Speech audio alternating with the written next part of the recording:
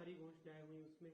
देखिए, इससे जो छोटे व्यापारी हैं उनको क्या लाभ हो रहा है? उनके 12 लाख के आमदनी पर तो आपने कोई टैक्स की राहत दी नहीं, पहली बात।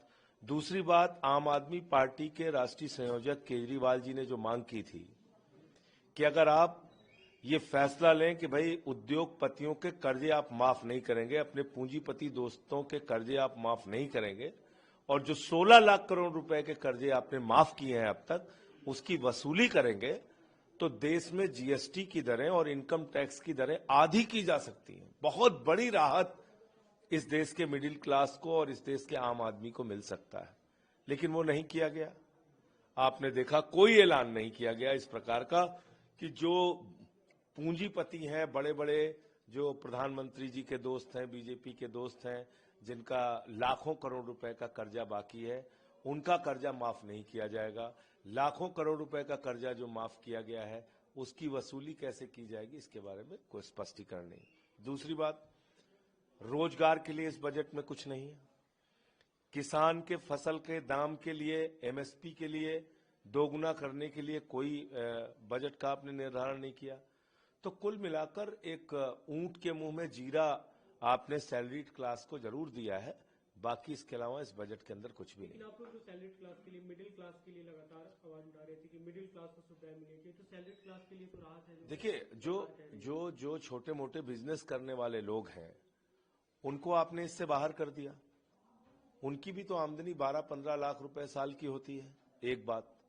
दूसरी बात क्या है कि सबसे बड़ा इस देश की अर्थव्यवस्था को चौपट करने का कारण क्या है कि आपने चंद पूंजीपतियों का 16 लाख करोड़ रुपए माफ कर दिया। जीरो लगाते लगाते थक जाएंगे आप, इतना पैसा माफ किया है मोदी सरकार ने। और उस 16 लाख करोड़ रुपए की वसूली आप कैसे करेंगे, आपने उस पर कोई बातचीत नहीं की। आने वाले दिनों में आप अपने पूंजीपति दोस्तों का कर्जा माफ नहीं करेंगे, इसके बारे में आपने कुछ नहीं बोला, चुपचाप रहे आप। एमएसएमई के लिए कई सारी घोषणाएं, खासतौर पे जो स्टार्टअप के लिए लोन, ऐसी घोषणाएं हम पहले भी इनकी देख चुके हैं। जमीन पे क्या उतरता है?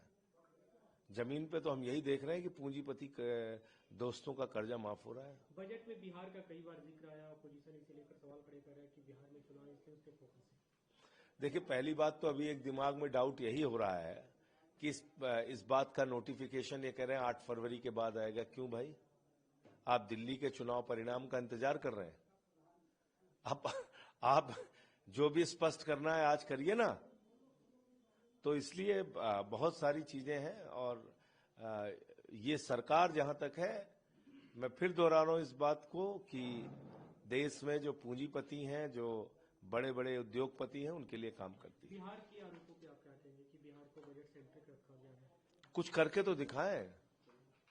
1.5 लाख करोड़ रुपए तो कब की घोषणा किए हुए हैं मोदी जी कि 1.5 लाख करोड़ रुपए हम पैकेज देंगे बिहार को। मिला क्या, वो बताइए ना। उसका हिसाब दीजिए, क्या किया आपने बिहार में।